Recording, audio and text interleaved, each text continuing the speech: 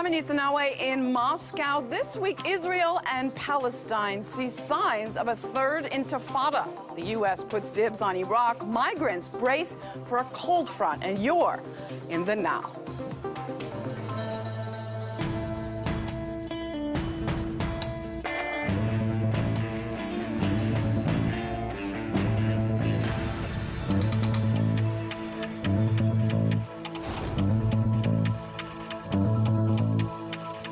The third intifada. Is it too early to bring up this phrase?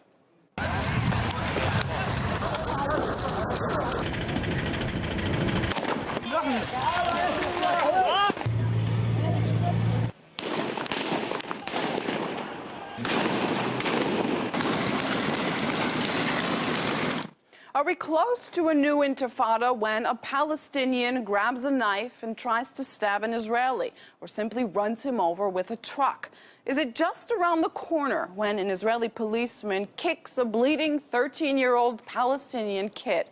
When Israeli politicians encourage their people to arm and then throw bombs of hatred into an inferno of anger, rage, and desperation?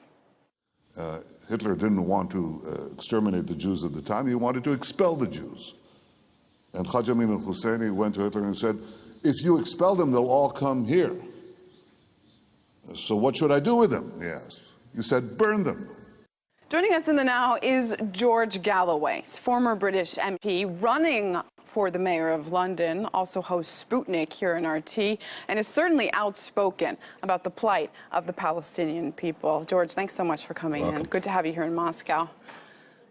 Some say the third intifada is on its way. Where do you see this going? So much violence, more than we've seen in a long time, in terms of Israel and Palestine. Well, I think if something looks like a duck, walks like a duck, and quacks like a duck, it's probably a duck. So we probably are into the third intifada. The death toll in the first days is not quite so great as previous intifada, but I don't think anyone would... What are the other signs that this is it? Widespread action in Jerusalem for the first time. It's being called the Jerusalem Intifada, which is a different status, of course, from the West Bank, which is merely occupied. Jerusalem is annexed, though nobody recognizes that. And Gaza is under siege. So Jerusalem, for the first time, has risen up to throw off the shackles. It's all about the Al-Aqsa Mosque. It's all about the settlements. It's all about the endless harassment of the 300,000 Palestinian residents of East Jerusalem, who are not just second class, but fifth class in the state. They have a special permit which can be withdrawn at will. They're not allowed to build extensions to their houses, so their children can't continue living with them after marriage and so on. It's a very, very disruptive and difficult situation that they face, and they have risen up. A fearlessness. And that obviously doesn't, we're not condoning violence here, because we're seeing a lot of lone wolf sort of attacks, stabbing, stuff we don't see normally in the occupied area in Jerusalem. No, but every occupied people has a legal as well as a moral right to rise up against their occupier. When the Jews in the Warsaw Ghetto in 1943 were dying in their ones and twos from typhus and hunger and the endless humiliation of the siege of Nazism, they were remembered as heroes. The Warsaw Ghetto rose up and threw off its shackles, a kind of intifada. And that's what's happening now with the Palestinian people. Nobody wants to see anybody's blood shed. But Jerusalem and the West Bank and Gaza have been occupied for almost 50 years with no prospect of the... Israel can't stand by and let their citizens be attacked at bus stops, on the streets. We're not talking about rockets flying back and forth or kind of conventional warfare. We're talking about terrorism, the Palestinians, essentially. No, I don't accept that nomenclature. Why not? What makes it not terror? Because an occupied people have only sticks and stones and knives occasionally, although sometimes they're planted on them. They have only their own bodies. That's the whole point of being an occupied people. So you mustn't equate the violence of the occupied with the violence of the occupier. If we had been occupied in 1940, we would have, Mr. Churchill promised, we would have fought the occupier with our teeth if necessary, and for as long as necessary. So there is no equivalence between these two forms of violence.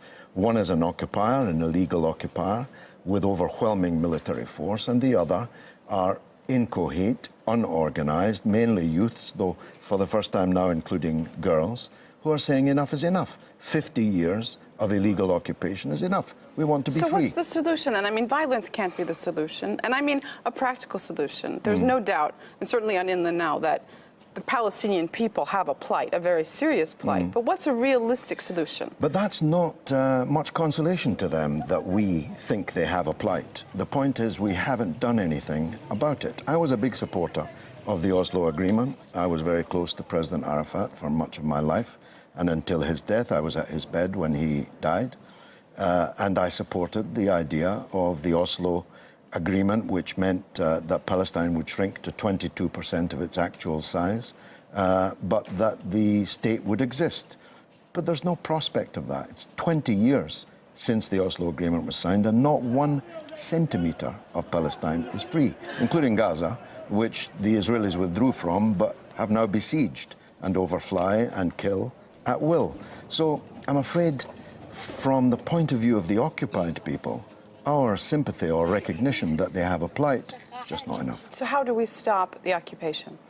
Well, the international community has to act on it. A surgeon can't act on his own foot, can't operate on his own foot. But there's a lot of things the international community needs to do and should do, and we can talk about that. Yes. But what can actually happen to change something? If they won't, or can't, I think won't, then there will be endless trouble there. And the trouble has now spread inside the Green Line, 1948, Palestine, and the Netanyahu's right wing is talking about the forcible transfer of those people. So you think this could be the wake-up call? It very well could, but if nothing happens from the outside, there will be a conflagration ever greater in the occupied territories in Jerusalem, and that will bring in the neighboring countries, no doubt, because despite all the distractions of Syria and Yemen and all the other tragedies that are going on, Palestine remains the heart of the matter. And if the Palestinians are dying on the steps of the Al-Aqsa Mosque, then 1.7 billion Muslims around the world and 350 million Arabs cannot remain oblivious to that. George Galloway, former British PM with us, MP, I should say. That would be a case. Next time. Former. He is running for the mayor of London, so we do wish you luck with that. Thank you. Thanks so much for joining us in the Now here in Moscow. Pleasure.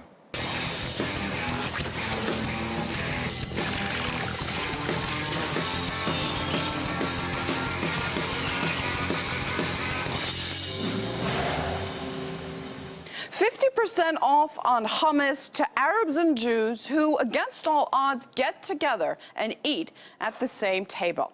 A cafe in Israel has a new kind of sale. To them, there are no Jews or Arabs. We are all people, human beings. A simple message that we don't hear too often. And it's gotten a pretty good response.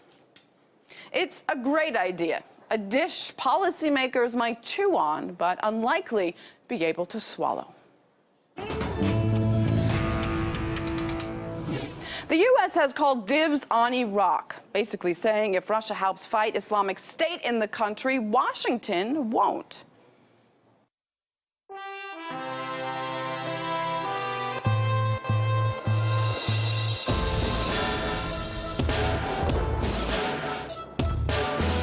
شكرا لكم سيادة الرئيس.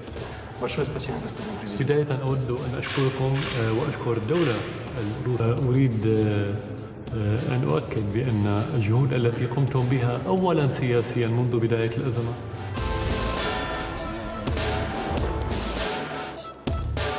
We were expecting that the international coalition and the Americans would bring massive air cover to protect our forces and to support them in their fight. We haven't received that massive air You're cover. disappointed, obviously. Of course. I haven't seen an indication that Iraq is turning to Russia in this fight. Are you discussing with Russia the possibility of Russia striking in Iraq? It is a possibility. If we get that offer, we consider it. And in actual fact, I would welcome it if it can work.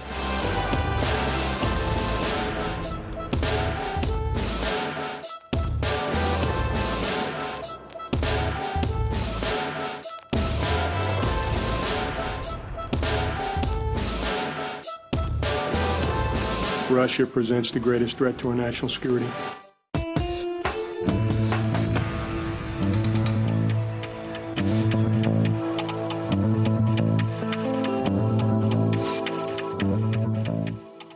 Russia is bombing terrorists in Syria, and terrorists will revenge, says CNN.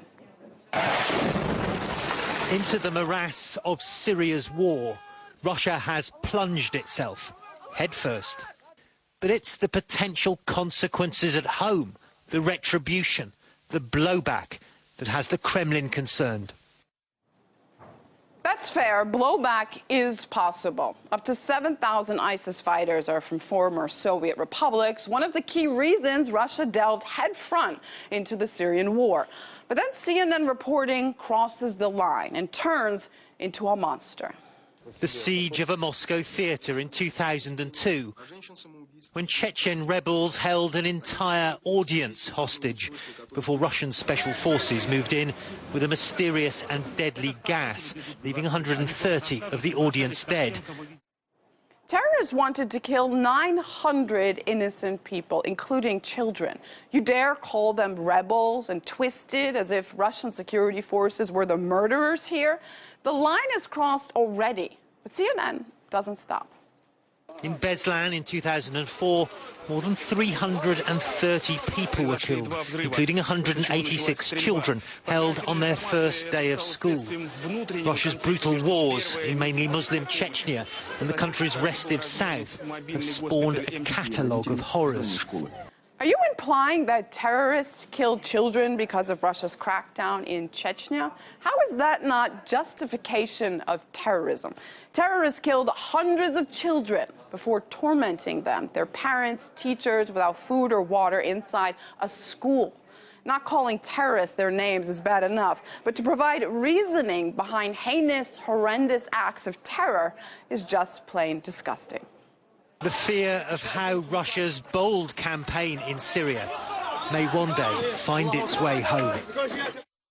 Bold scaremongering and disrespect to Russian terror victims, all for the sake of blatant, dirty political propaganda. Shame on you.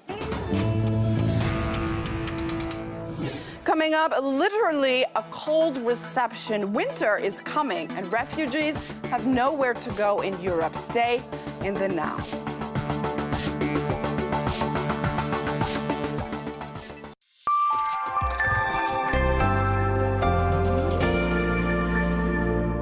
If such a small quantity of people are possessing more than half of the wealth of the world, they are not able to invest that properly in the economy. So they can buy airplanes and yachts and houses and palaces, but never they will be able to rechannel their wealth into an economic cycle that is again creating growth, jobs and income. These enormous, unprecedented levels of inequality are economically not feasible.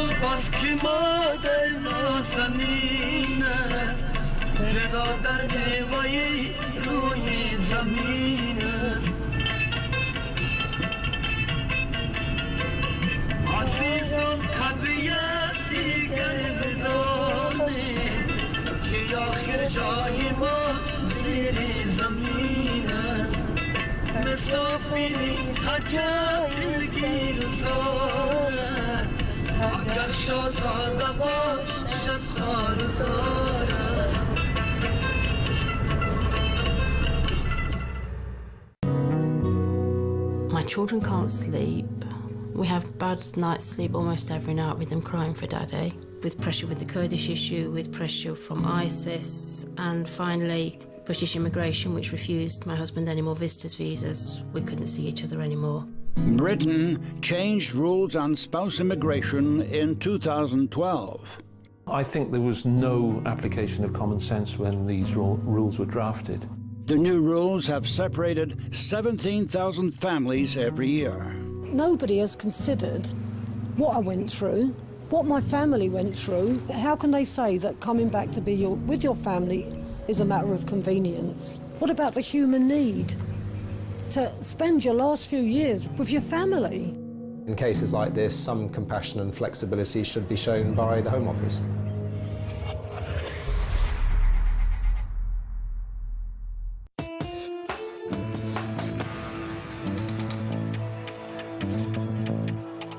The refugee crisis gripped Europe all summer long, but seasons are changing faster than the situation can bear, and it's getting cold out there. Millions of people have nowhere to go.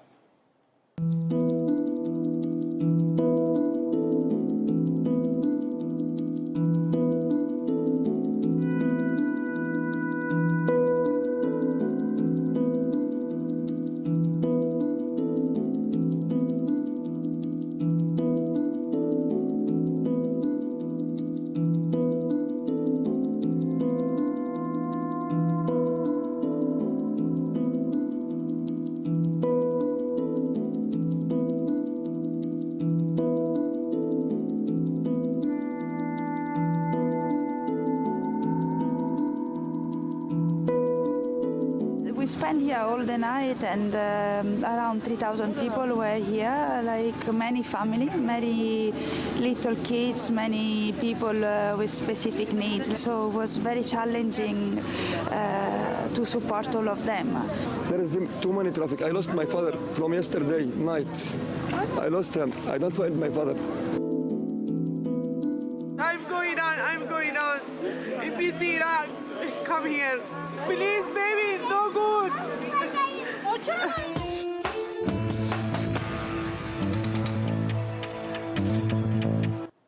It's been almost a month since a hospital in Kunduz, Afghanistan was attacked by a U.S. gunship, killing 22 people and injuring dozens more. NATO, the Afghan government, and the U.S. have launched investigations, but can the parties involved really be expected to carry out justice on themselves? Of course not. So the hospital is taking action. Doctors Without Borders has launched an online petition to President Obama calling for an independent investigation, and rightly so. They lost 12 staff members in this blatant violation of international law and Geneva Convention. Several hundreds, thousands of people have signed up and continue to, because in the words of MSF, even war has rules. Joining us in the now is Helena Malikyar, Afghan historian and a consultant for the UN on behalf of the Afghan government. Thank you for joining us. Will the U.S. be held accountable for Kunduz attack? I don't know to what extent the U.S. will be held accountable, but they do have to allow the independent investigation to go through. Otherwise, the U.S. the intentions of the United States will be questioned by the whole world. And they have an ongoing war in Afghanistan and in the Middle East. So it would be advisable for the U.S. government to maintain their reputation and at least allow the investigation to go through. What happens if they don't allow it to go through? What could be the consequences of that? Obviously, Doctors Without Borders will continue their efforts. They've made that very clear. But what kind of implications would it be if the U.S. doesn't agree? I mean, they're not agreed to a lot of not attached to a lot of tribunals around the world. Well, at the moment, it looks like they have agreed to investigations, although there are reports that they have been trying to obstruct the investigators somehow. This is part of the Geneva Convention, to which the United States and many other countries in the world are signatory to. I think there will be some international legal repercussions. But in any case, I think it is very important for the U.S. to come out clean from this accusation or at least to be able to give explanations for what exactly happened. Otherwise, their actions in the future will be questioned. Obama recently announced that the United States will not be fully withdrawing as planned. So this war will continue after he leaves office. Did the longest war we've seen in our generation just get much longer? Yes, and the war in Afghanistan will continue on if there are no basic and fundamental changes in the approach to the Afghanistan war. And the recent decision by President Obama to maintain 5,500 troops in Afghanistan is good, but at the same time, it's not enough by any means, because the approach to war has to change. They have to put a lot of pressure and more serious pressure on Pakistan, which is the instigator of this unrest in Afghanistan. So far, the US and the world as a whole has not been willing or able to place that kind of pressure on Pakistan to sit at the negotiation table. Why not? You're not the first expert to bring up this point, that the key lies with Pakistan. Why not put more pressure on them if this is so obvious? Well, that's a puzzle for most Afghans. But when you talk to the US officials, they usually tell you that Pakistan is a nuclear country, and we have to treat them with kid gloves. And Pakistan is volatile. We don't want the current government, the civilian government, to get thrown out, and the extremists to take power in Pakistan.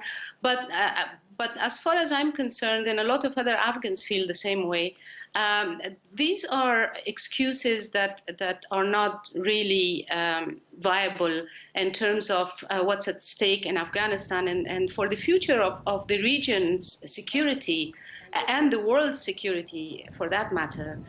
So the long war, to get back to your question, will only end if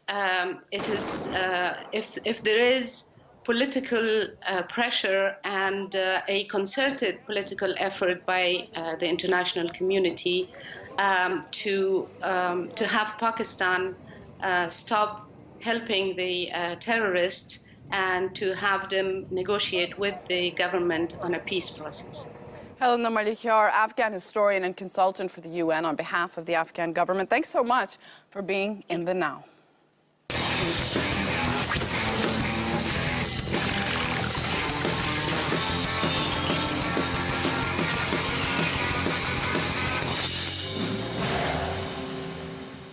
Excited fans this week as the new Star Wars trailer was finally released.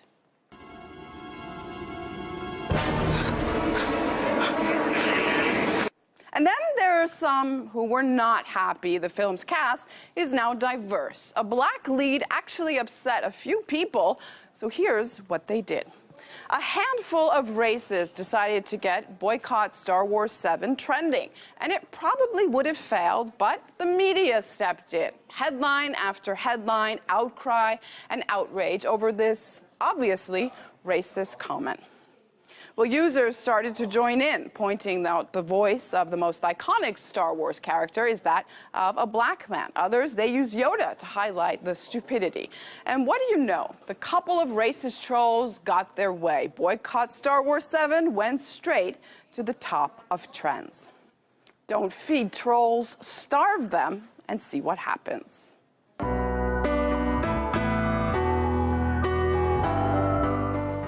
It's here, the future. This week marks the day in October Marty McFly came to the year 2015.